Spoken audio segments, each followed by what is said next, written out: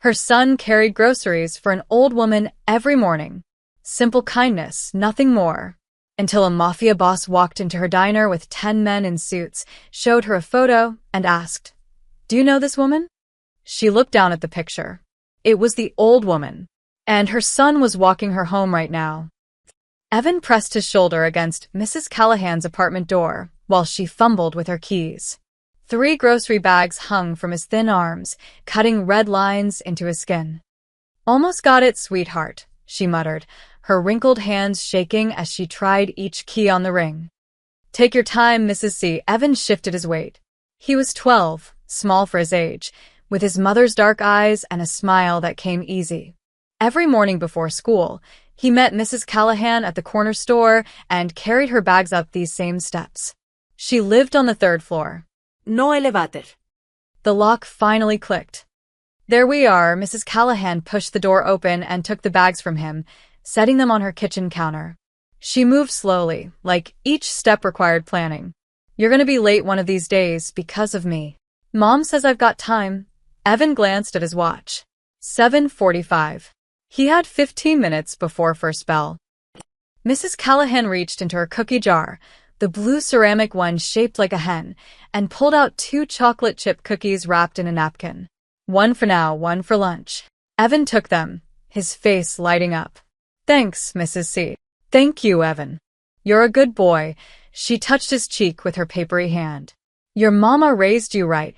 He jogged down the stairs, cookies in his pocket, backpack bouncing against his spine. The morning air was crisp, the kind that made you feel awake even if you weren't. Evan didn't mind helping Mrs. Callahan. She reminded him of his grandmother before she passed, same soft voice, same way of looking at him like he mattered. By 3:30 that afternoon, Evan was at the diner doing homework in the back booth while his mom worked. Melissa had been a waitress at Randy's diner for 6 years, long enough that she could balance 4 plates on one arm and remember orders without writing them down. The lunch rush had ended. Only a handful of customers remained, a truck driver nursing his 3rd coffee, 2 teenagers sharing a milkshake, an old man reading the newspaper. Melissa was refilling the napkin dispensers when the door chimed. She looked up out of habit, then froze. 10 men in dark suits walked in, moving with the kind of precision that didn't happen by accident. They weren't businessmen. Businessmen slouched. These men stood like soldiers, their eyes scanning the room, their hands resting near their waists where jackets concealed what Melissa didn't want to think about. Behind them, one more man entered. He was older, maybe 50, with silver threading through his black hair. His suit was different from the others, tailored, expensive, the kind you saw in magazines. He moved like he owned not just the room, but the air inside it. The diner went silent. The truck driver stopped mid-sip. The teenagers' laughter died. Even the cook peeked through the kitchen window, his spatula frozen. The man in the expensive suit looked directly at Melissa. Then he walked toward her. Melissa's heart hammered. Her hands gripped the napkin dispenser, so tight her knuckles turned white. She wanted to run, to grab Evan and bolt through the kitchen exit, but her legs wouldn't move. The man stopped at her counter. Up close, she could see the lines around his eyes, the small scar above his left eyebrow, the way his jaw was set like he'd made a decision and nothing would change it. "Melissa Torres?" His voice was low, calm, almost polite. She nodded because words wouldn't come. He reached into his jacket, Melissa flinched, and pulled out a photograph. He laid it on the counter between them, his thick fingers pressing it flat. "Do you know this woman?" Melissa looked down. Her breath caught. The photograph showed Mrs. Callahan. She was younger in the picture, maybe by 10 or 15 years, but it was definitely her. Same gray curls, same thin frame, same cautious smile. Melissa's mind raced. Why would these men have Mrs. Callahan's picture? Why were they asking about her? What had the old woman done? Melissa's voice cracked. She cleared her throat. "I've seen her. She lives in my building." The man's expression didn't change, but something flickered in his eyes. Relief? Pain? Melissa couldn't tell. "Does she live alone?" he asked. I think so. I don't know. We're not. Melissa stopped herself. In the back booth, Evan had looked up from his homework. His eyes were wide, fixed on the men in suits. The man followed her gaze. His focus landed on Evan. For 3 long seconds, nobody moved. Then the man looked back at Melissa. Your son. Yes, the word came out sharp, protective. Melissa stepped sideways, blocking his view of Evan. He has nothing to do with whatever this is. I'm not here to hurt anyone, the man's voice softened. Just slightly. I'm looking for this woman. That's all. Why? Melissa couldn't stop herself from asking. The man picked up the photograph and slid it back into his jacket. That's between her and me. He turned to leave, his men already moving toward the door. But then he paused. Looked back. Tell me something, he said. Does she seem happy? The question caught Melissa off guard. What? The woman in the photo. When you see her, does she seem happy? Melissa thought of Mrs. Callahan in the mornings, smiling at Evan, handing him cookies, moving slowly through her little apartment with its crocheted blankets and old photographs. She seems lonely, Melissa said quietly, but safe. The man nodded once, like she'd confirmed something he already knew. Then he and his men walked out. The door chimed. The diner exhaled. Melissa's legs finally gave out. She grabbed the counter to steady herself, her whole body shaking. Evan was already beside her. Mom? Who were those guys? I don't know, baby. Melissa pulled him close, kissing the top of his head. I don't know. But she was lying. She knew exactly what those men were. She'd seen enough crime shows, heard enough neighborhood stories. That man, the one with the expensive suit and the cold eyes, wasn't just dangerous. He was someone who made other dangerous people afraid. And somehow, sweet old Mrs. Callahan was connected to him. Melissa's hands still trembled as she wiped down tables an hour later. The diner had returned to normal. Customers talking, silverware clinking, the jukebox playing something old and bluesy, but her mind wouldn't settle. She kept glancing at Evan, who'd gone back to his homework like nothing happened. Maybe for him, nothing had. He was 12. He didn't understand what men in suits with guns meant. At 5:30, Melissa's shift ended. She untied her apron and grabbed her purse from the back office. Come on, Ev. Time to go. They walked the 4 blocks home together, Melissa's arm around Evan's shoulders, pulled tighter than usual. The evening air had turned cool. Streetlights flickered on one by one. Can I still help Mrs. C tomorrow? Evan asked. Melissa's stomach twisted. We'll see. Mom, I always help her on Thursdays. She needs me for her. I said we'll see, Evan. He went quiet. Melissa hated the sharp edge in her voice, but fear made her mean sometimes. They were half a block from their apartment when Evan suddenly stopped. Mom. Look. Melissa followed his gaze. Mrs. Callahan was walking slowly up the sidewalk toward her building, one hand gripping her cane, the other clutching a small paper bag from the pharmacy. And 30 feet behind her, a black SUV idled at the curb. Melissa's blood went cold. Stay here, she whispered to Evan. But, stay here. She walked toward Mrs. Callahan, her heart pounding. The old woman hadn't noticed the SUV. She was too focused on not tripping over the uneven sidewalk. Mrs. Callahan, Melissa called out, forcing her voice to sound normal. The old woman looked up and smiled. Oh, Melissa. How is work? Fine. Listen, why don't you come inside with us? I made too much chili last night. You'd be doing me a favor. Mrs. Callahan's eyes softened. That's sweet of you, dear, but I'm tired. Just want to get upstairs. Melissa glanced at the SUV. The windows were tinted, but she could see shapes inside. 2 men in the front. Maybe more in the back. Please, Melissa said, her voice dropping. Just for a little while. Mrs. Callahan frowned, confused by the urgency. Is something wrong? Before Melissa could answer, Evan appeared beside her. Hi, Mrs. C. He took the pharmacy bag from her hand. I'll carry this. Evan, I told you to. Melissa started, but it was too late. The SUV's engine revved. All three of them turned. The vehicle pulled forward, stopping directly beside them. The back window rolled down halfway, just enough for a camera lens to poke through. Click, click, click. Melissa saw it clearly. Someone inside was taking photographs. Of Mrs. Callahan. Of Evan helping her. Get inside, Melissa said. Not loud, not panicked, but firm enough that even Mrs. Callahan didn't argue. They hurried toward the apartment building.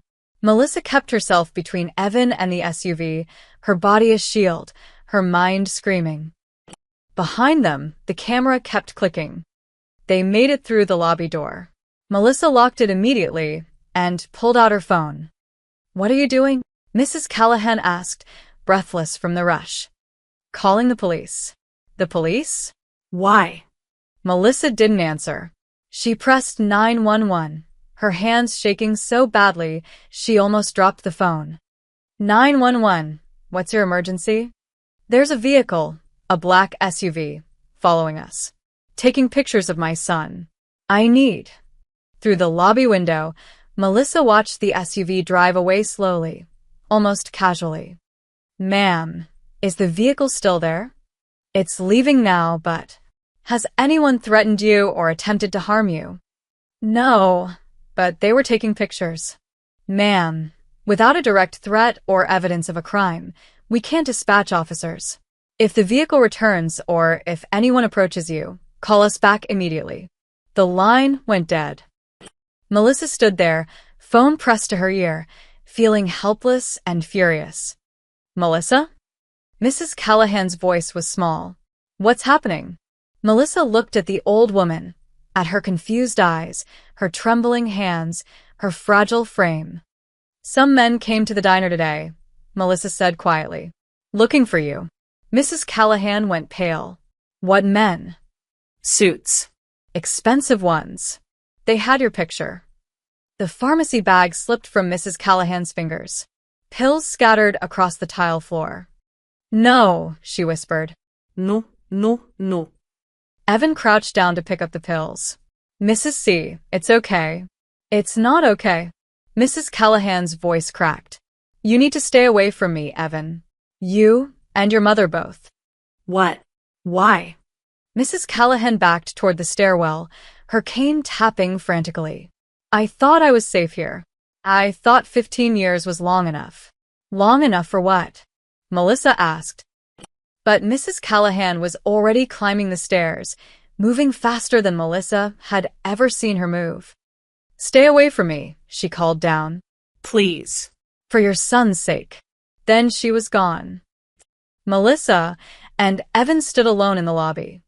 Mom, Evan's voice was small. What did she mean? Melissa pulled him close, pressing his face against her chest so he wouldn't see the tears in her eyes. I don't know, baby, but that was another lie. She knew this was bigger than photographs. Bigger than some old woman's past. Men like the one from the diner didn't send SUVs for no reason. They were watching. And Melissa had no idea what they wanted, or what they'd do to get it. The note appeared under Melissa's apartment door at 6 in the morning. She nearly stepped on it when she went to grab the newspaper. A cream-colored envelope, no address, sealed with what looked like actual wax. Melissa's hands shook as she opened it. We need to talk. For your son's safety. Black sedan. Corner of 5th and Main. 2 p.m. today. Come alone. I give you my word. No harm will come to you.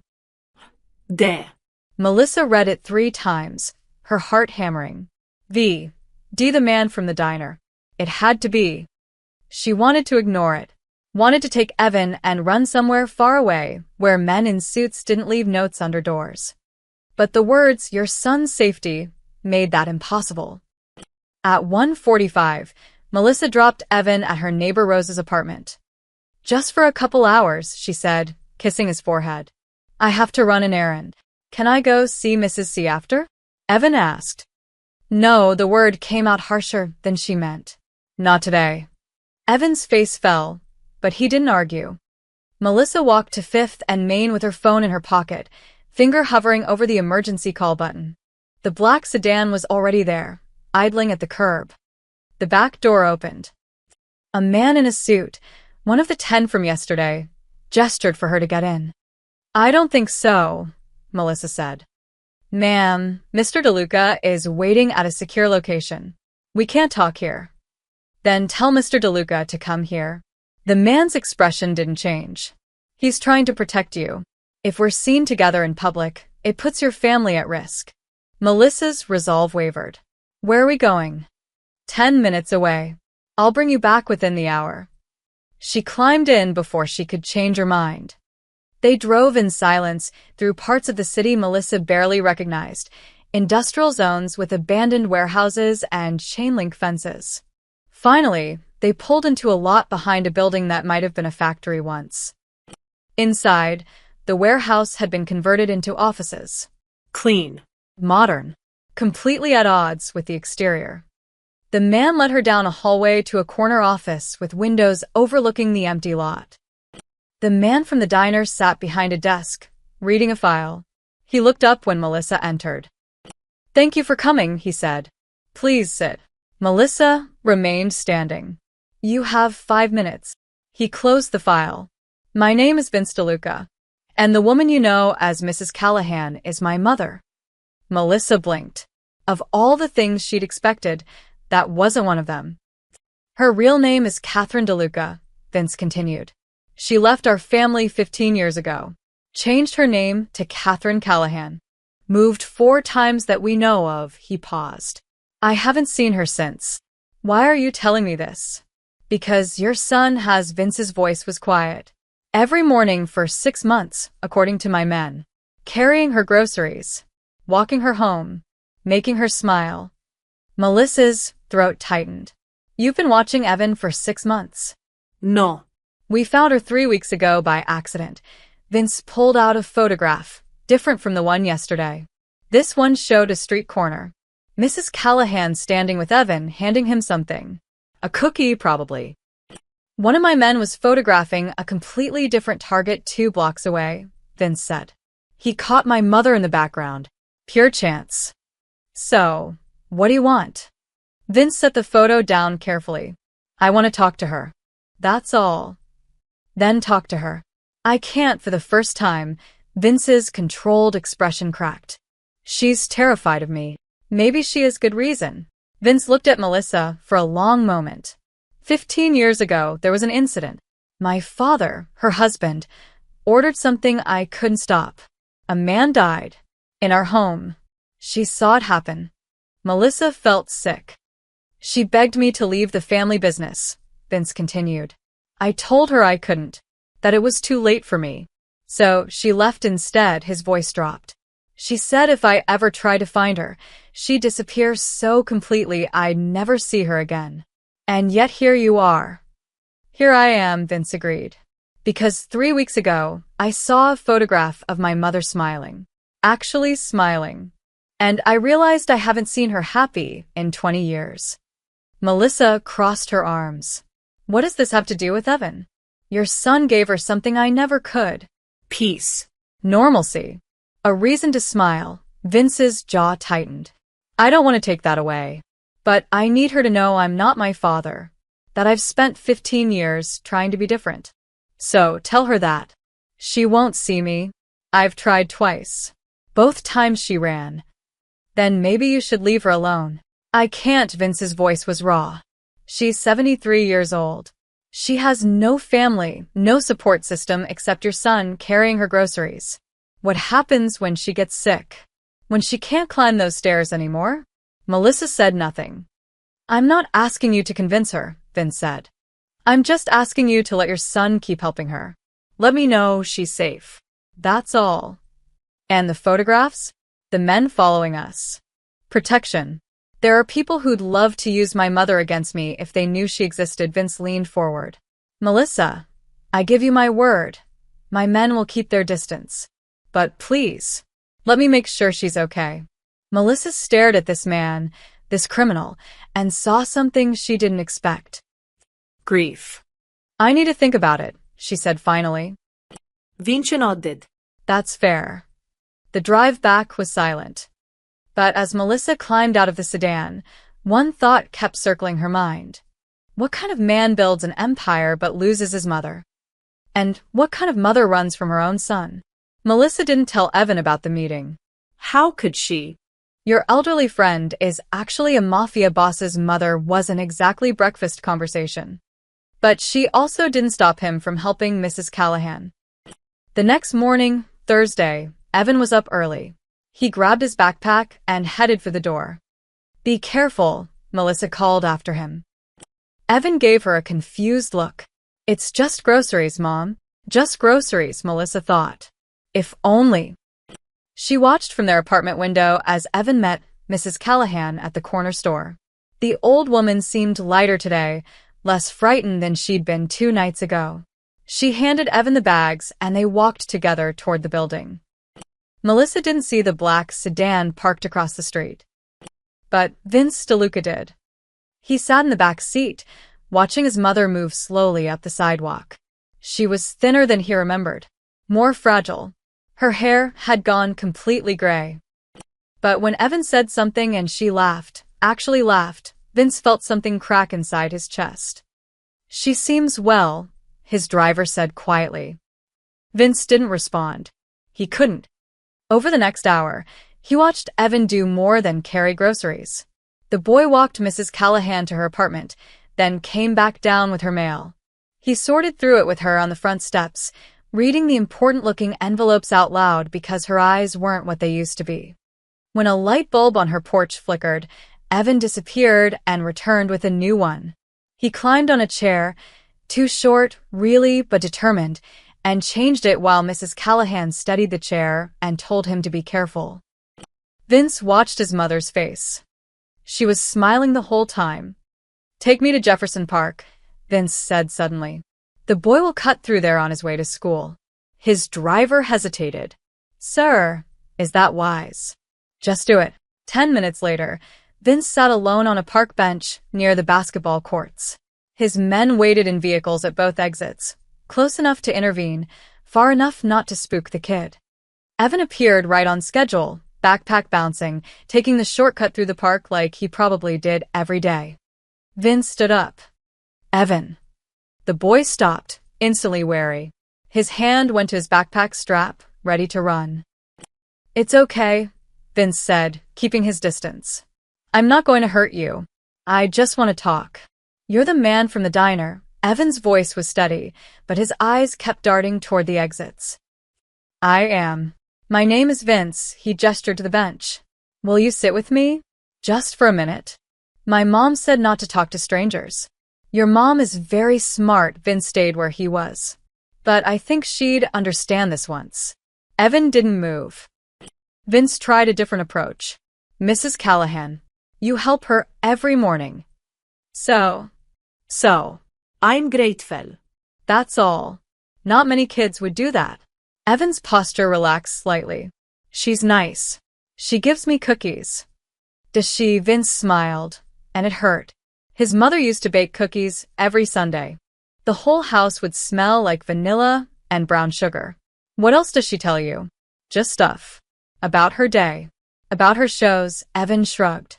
Sometimes she talks about when she was young. Vince's pulse quickened. Does she ever mention her family? Evan looked at him carefully. Are you her family? The question landed like a punch. I was, Vince said quietly. A long time ago. Did you do something bad? Yes. Evan seemed to consider this. But you're trying to be better now. I'm trying. The boy sat down on the bench, but kept several feet between them. She told me once that someone she loved was very sad. That he couldn't see a way out of the dark. Vince's throat tightened. She said that. Yeah.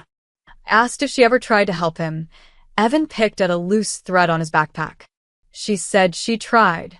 But sometimes people have to find their own way out. Vince closed his eyes. When he opened them, tears threatened to fall. He blinked them back. Did she seem angry? He asked. When she talked about this person?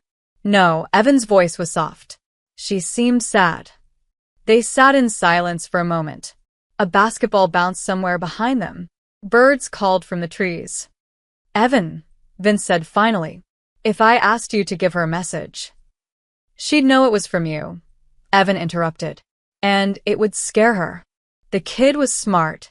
Too smart. You're right, Vince admitted. Will you just keep helping her?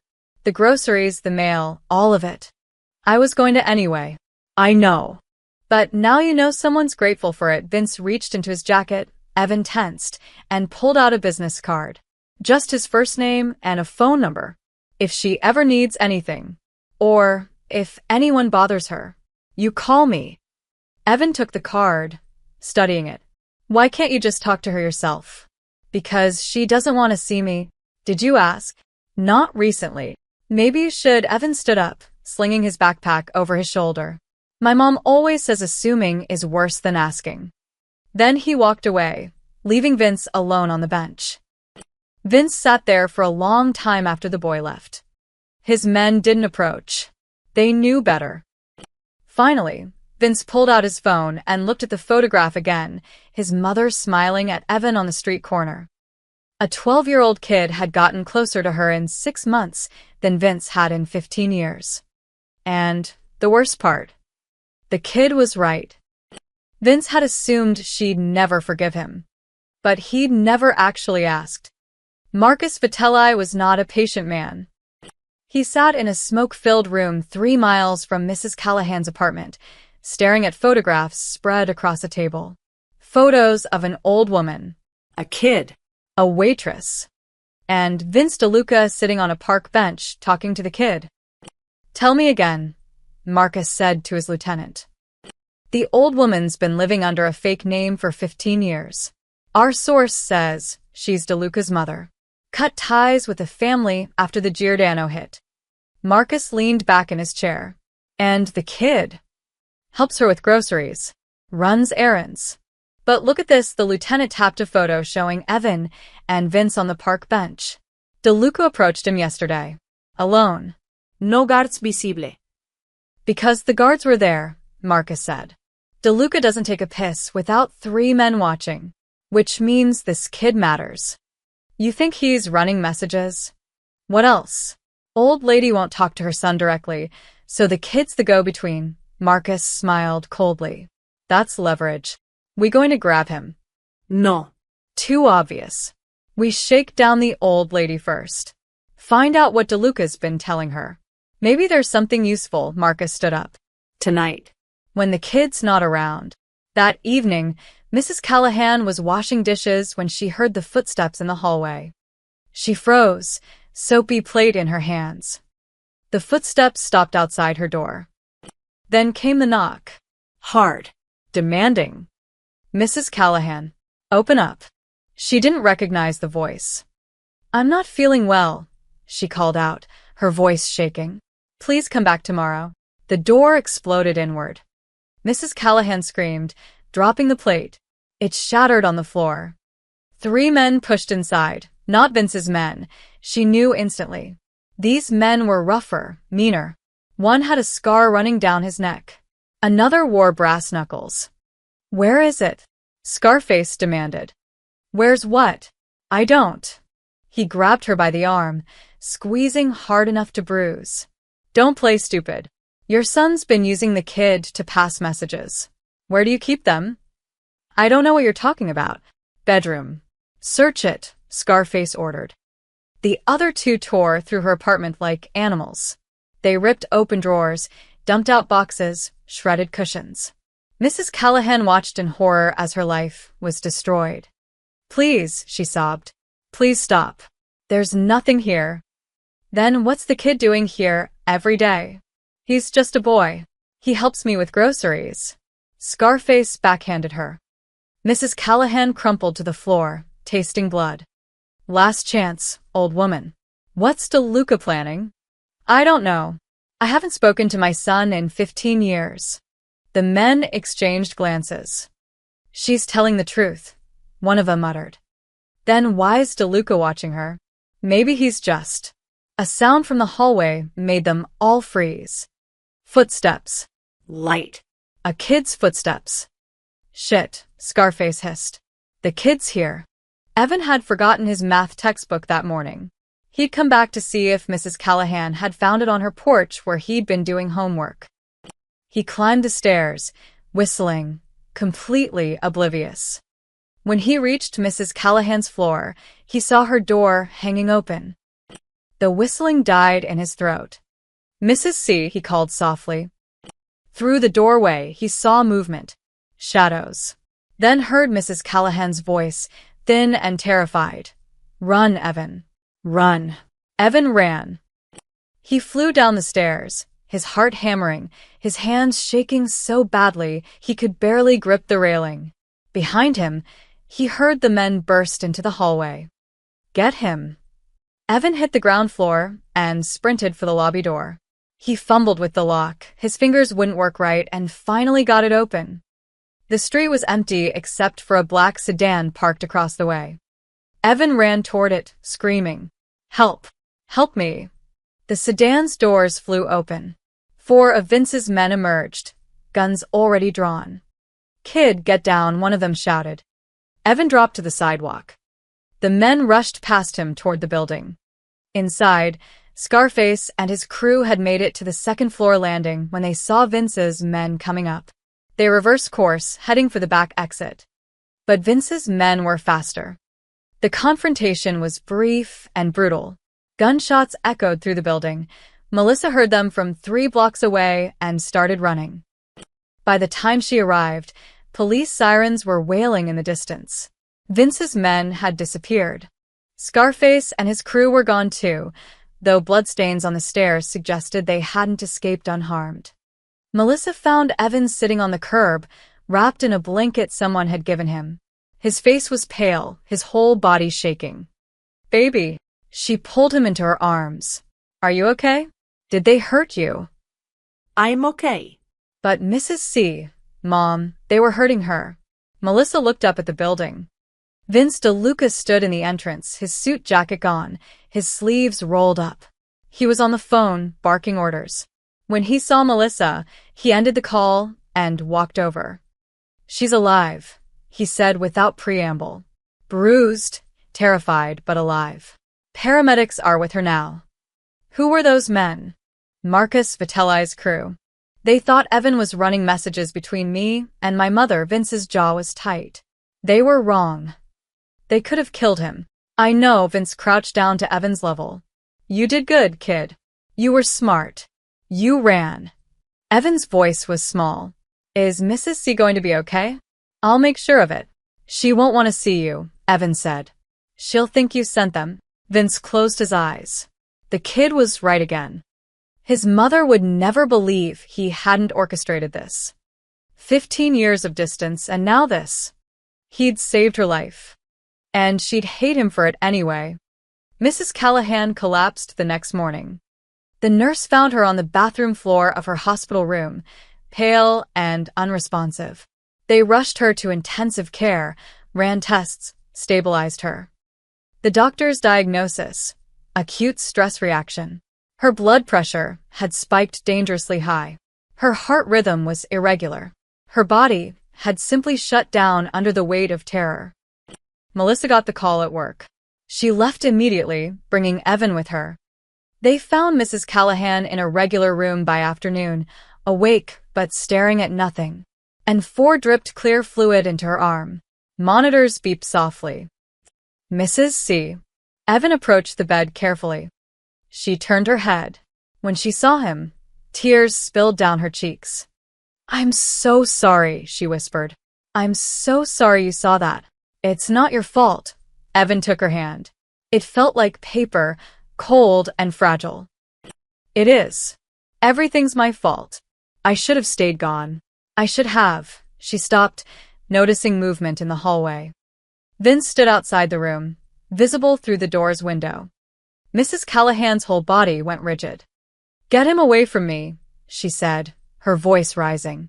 "Get him away. Mrs. C, he's not. He sent those men. Don't you understand? He sent them to scare me, to force me to. He didn't. Evan's voice was louder than he meant it to be. Mrs. C, he saved you. His men stopped them. No. No, you don't know him. You don't know what he... Then tell me, Evan said quietly. Tell me what he did. Mrs. Callahan looked at this boy, this 12-year-old who carried her groceries and changed her light bulbs and made her feel less alone, and something in her broke. He became his father, she whispered. I watched it happen, year by year, until I didn't recognize him anymore. In the hallway, Vince heard every word. It cut deeper than any blade. The day passed slowly. Mrs. Callahan slept. Melissa stayed, sitting in the corner chair. Evan kept vigil by the bed.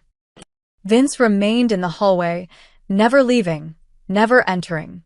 His men brought him coffee he didn't drink, food he didn't touch.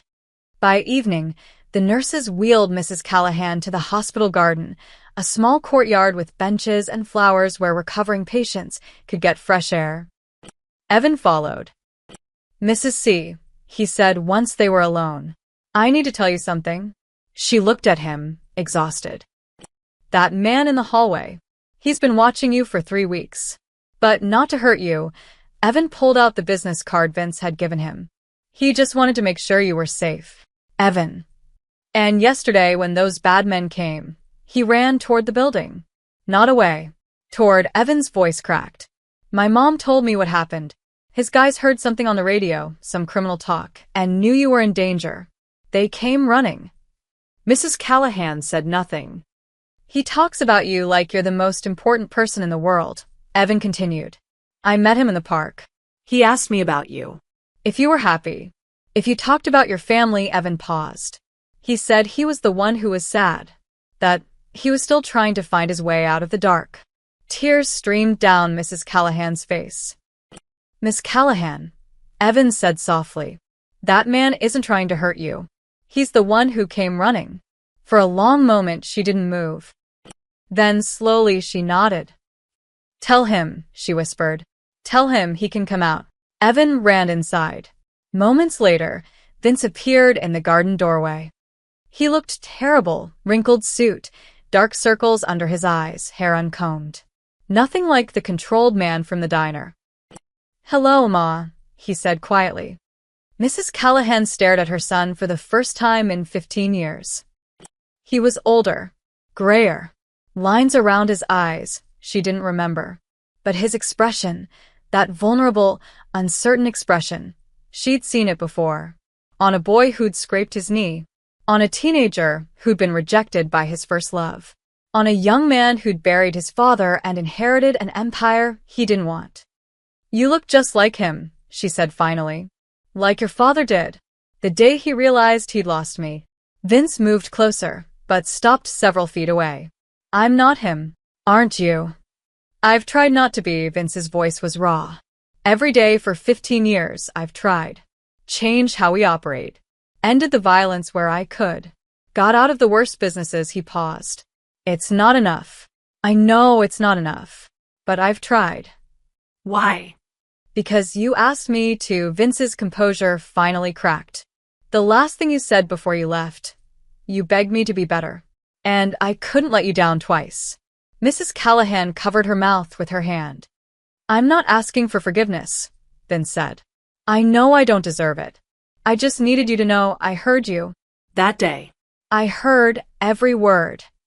The garden was silent except for the fountain trickling somewhere nearby. Come here, Mrs. Callahan said.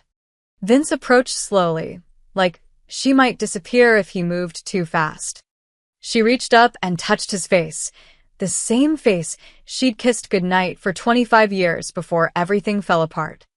You're still my son, she whispered. Vince dropped to his knees beside her wheelchair and sobbed. Mrs. Callahan held him, this powerful man, this criminal, this boy she'd lost, and let 15 years of grief pour out between them. Evan watched from the doorway and quietly left them alone. 2 days later, Vince knocked on Melissa's apartment door. She opened it cautiously, keeping the chain lock engaged. Yes. I came to thank you. Vince stood in the hallway, no guards visible, his hands in plain sight. May I come in? Just for a moment. Melissa hesitated, then unhooked the chain.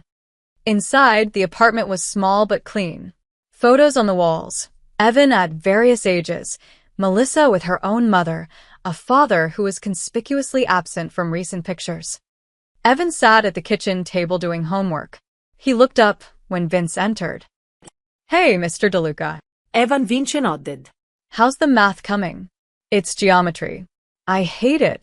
I hated it too, Vince smiled slightly. Still do. Melissa gestured to the couch.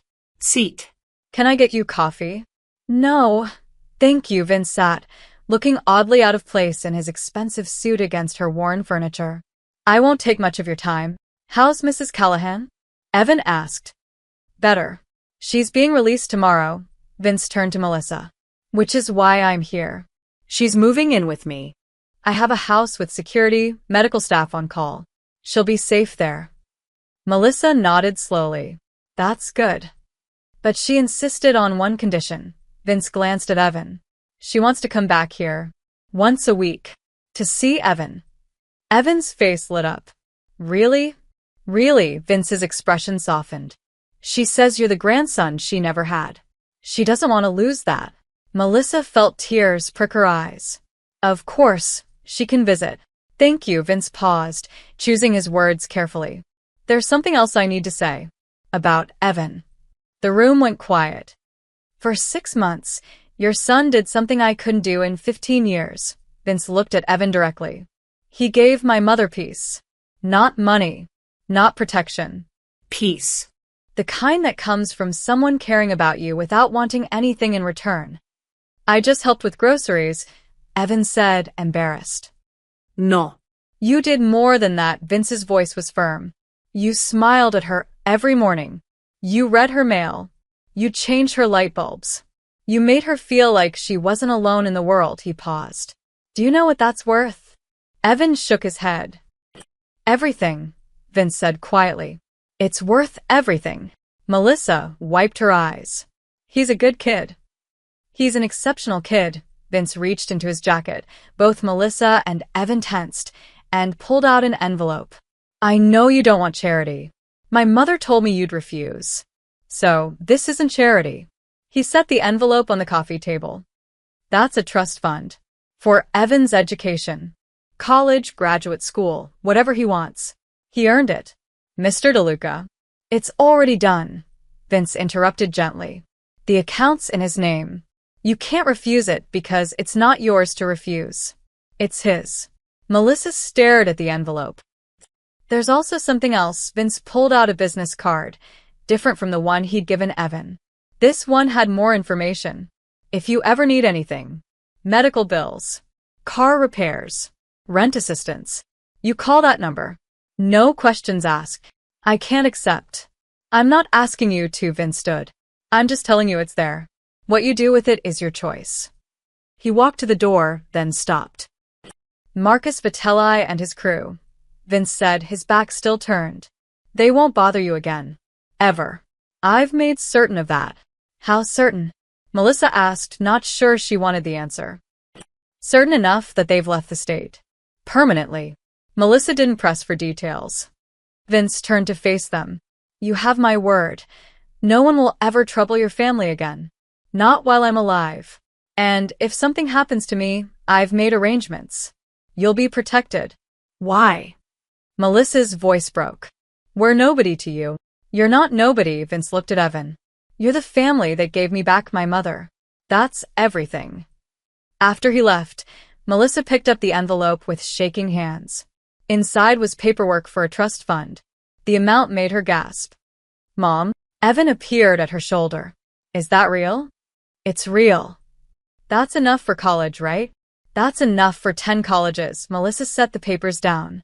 Evan, why did you help Mrs. Callahan? In the beginning? Evan shrugged. She looked sad. And tired. Like she needed a friend. That's it? That's the only reason. Yeah. Why? Melissa pulled her son into a hug, holding him tight. No reason. I'm just proud of you. That night, after Evan went to bed, Melissa stood at her window, looking out at the street. The black sedan was still there, It would probably always be there. But for the first time, it didn't scare her. Vince DeLuca was a criminal. She had no illusions about that. He'd done things she didn't want to imagine, hurt people in ways that probably kept him up at night. But he'd also spent 15 years trying to be better than his father. And he'd kept his word. Her son was safe. Mrs. Callahan was safe. And maybe, just maybe, that was enough. Melissa closed the curtains and went to bed. Outside, in the black sedan, Vince's men kept watch. They would for years to come. Because Vince DeLuca paid his debts. And this debt, to a waitress and her kind-hearted son, was one he'd spend the rest of his life repaying. 3 months later, the diner looked exactly the same. Same cracked vinyl booths. Same flickering neon sign. Same smell of coffee and bacon grease. But everything had changed. Melissa wiped down the counter, glancing at the clock. Almost 10. Thursday morning. Right on schedule. The door chimed. Mrs. Callahan walked in, moving better than she had in years. Physical therapy, proper medication, regular meals. Vince's care had transformed her. She still used a cane, but more out of habit than necessity. Behind her, one of Vince's men held the door. He nodded politely to Melissa and took a seat by the window. Close enough to intervene. Far enough to give privacy. "Good morning, dear," Mrs. Callahan said warmly. "Morning, Mrs. C. Your usual table? Please." Evan was already there, sitting in their regular booth with 2 hot chocolates waiting. He'd started coming to the diner before school on Thursdays just for this. Mrs. Callahan slid into the booth across from him, her face lighting up. "There's my favorite young man." "Hi, Mrs. C." Evan pushed one of the hot chocolates toward her. "I got you extra marshmallows. You're going to make me fat. You need it. Mr. DeLuca says you're still too skinny." Mrs. Callahan laughed, a sound that still surprised her. For 15 years, she'd barely smiled. Now she laughed every Thursday. "How's school?" she asked. "Good. I got an A on my geometry test. The one you were worried about." "Yeah." Turns out it wasn't that hard once I actually studied. They talked like this every week. Small things. School. Weather. TV shows. Nothing profound. But that was the point. After years of fear and isolation, Mrs. Callahan had found something she'd thought was lost forever. Normalcy. Melissa brought over pancakes, blueberry for Evan, plain for Mrs. Callahan, and refilled the hot chocolates. "You two need anything else?" "We're perfect," Mrs. Callahan said. "Thank you, Melissa." After breakfast, they walked together to the small park near Evan's school. Vince's man followed at a discreet distance. "How are things with your son?" Evan asked as they sat on their favorite bench. Mrs. Callahan was quiet for a moment. "Better. Not perfect, but better." "Does he come see you?" "Every Sunday. We have dinner together." "Just the 2 of us," she smiled sadly. "We're learning how to talk to each other again." "It's strange. Like meeting someone new, who looks like someone you used to know. But it's good, right?" "Yes." "It's very good," she patted his hand. "He asks about you constantly. Wants to know if you're doing well in school. If your mother needs anything." "We're okay. Mr. DeLuca already gave us too much." "There's no such thing as too much when it comes to gratitude," Mrs. Callahan's voice was firm. "Evan, do you understand what you did? I just helped you with groceries." "No, sweetheart." "You did something much bigger." She turned to face him fully. "My son and we were broken. Shattered. I thought we'd never speak again. That he'd die in that world and I'd die alone. And that would be the end of our story." Her eyes filled with tears, but they were good tears. "Then you came along," she continued, "with your smile and your kindness and your willingness to help an old woman you barely knew. And somehow, I still don't understand how, that simple kindness became a bridge. A bridge. Between my son and me. Between who he was and who he's trying to be. Between a family that was dead and one that's alive again." She squeezed his hand. "You didn't just help an old woman, Evan. You rebuilt a family. Evan felt his throat tighten. I didn't do anything special. That's what makes it special, Mrs. Callahan smiled through her tears. You just cared. That's all. You saw someone who needed help and you helped them. No agenda. No expectation. Just pure, simple human kindness. They sat in comfortable silence, watching squirrels chase each other up a tree. Mrs. C. Evans said finally, "Are you happy now?" "Yes," she said without hesitation. "For the first time in 15 years, I'm happy." Across town, Vince sat in his office reviewing security reports. His phone buzzed. A text from one of his men. "Thursday visit complete. All clear. The kid got an A in geometry." Vince smiled and typed back. "Good. Make sure his mother gets the college scholarship information I sent. And send flowers to her apartment. Melissa likes daisies."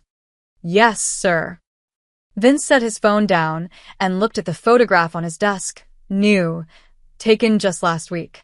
His mother and Evan sitting on that park bench, both laughing at something. He'd spent 15 years building an empire. But a 12-year-old boy had done something he couldn't. Given someone hope. That evening, Melissa tucked Evan into bed like she did every night. "Mom," Evan said sleepily, "do you think I really helped Mrs. C?" "I know you did, baby." She said, "I rebuilt a family. But I just carried groceries." Melissa kissed his forehead. Sometimes the smallest things make the biggest difference. You taught me that. I did.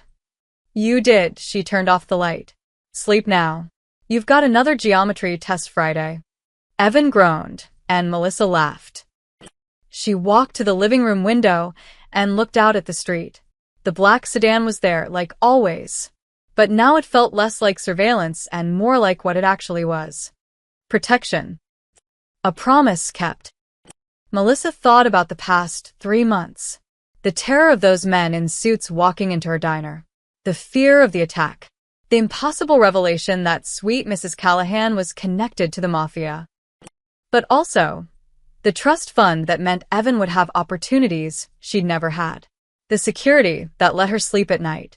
The strange, unexpected friendship between a waitress, an old woman, and a criminal trying to be better.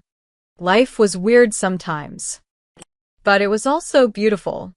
And it all started because her son had a kind heart and an old woman needed help carrying groceries. Melissa smiled, closed the curtains, and went to bed. Outside, Vince's men kept watch. Inside, Evan dreamed of geometry tests and chocolate chip cookies.